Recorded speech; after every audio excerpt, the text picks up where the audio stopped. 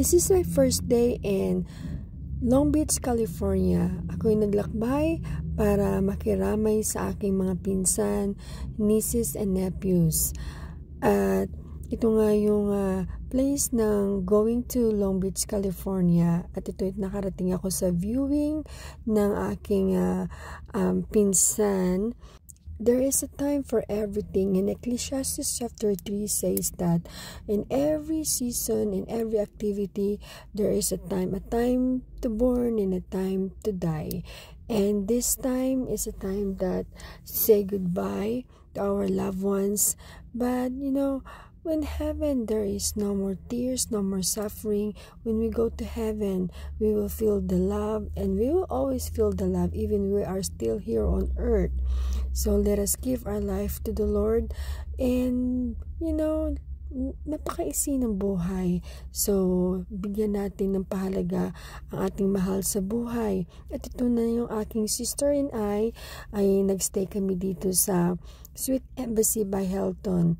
Dito malapit sa Anaheim, sa bahay ng pinsan ko, dahil nga maraming visitors, kaya nag-decide na lang akong mag-hotel. So maraming salamat sa mga panahon na hindi kami nagkita. I thank God for this opportunity na makasama kong aking eldest sister dito sa hotel na to. At mahaba ang paglalakbay, pero sulit naman dahil makapag-banding kayo ng mga mahal mo sa buhay, ng kapatid mo, ng mga kamag-anak mo ng matagal na hindi ko nakita. So ito yung place na kung saan pwede kaming mag-relax, ma-feel comfortable sa aming pagtulog, and so grateful and thankful for this time that we will share together. And I'm glad that everything went well. Malungkot man ang aming pinuntahan, pero sa kabila ng kalungkutan, we can survive, we can overcome that sadness, that grieving, because lahat ng oras hindi naman masaya, lahat hindi naman mas malungkot ang lahat ng oras. Ito nga, papunta na kami sa funeral, pero bago niya dumating muna kami dahil mayroon kaming kukunin pagkain, Pinoy Fiesta. Ang dami pala mga Filipino restaurant dito sa Anaheim, California. So yung Long Beach is just like 30 minutes away from Anaheim, California.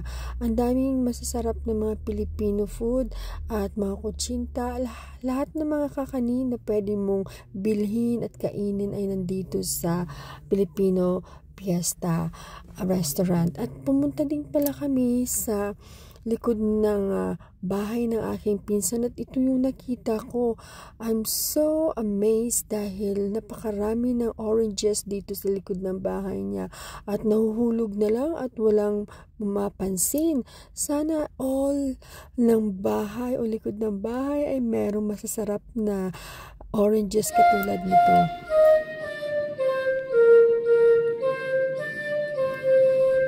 Yun yung aking anak ng aking pamangkin sa pinsan ay nag-play ng kanyang musical instrument. At ito na yung Christian church na kung saan sila nagsisimba.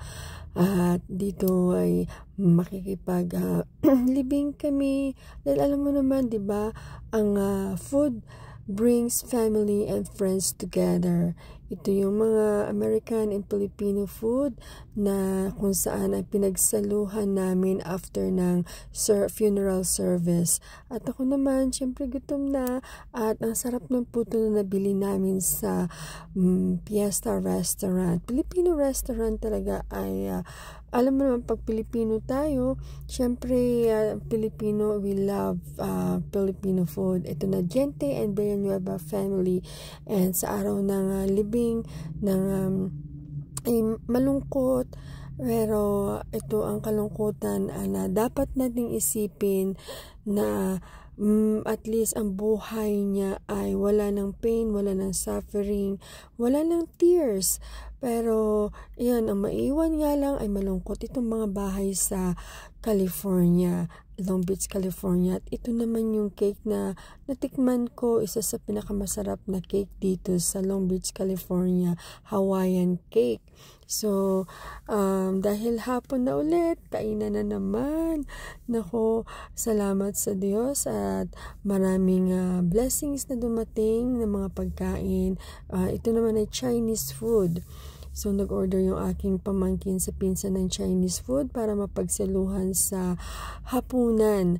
And I'm grateful again at hindi na nagugutom si Inday Cynthia kasi laging may blessing. Salamat mga pamangkin. At ito ang aking family sa Long Beach, California. Thank you!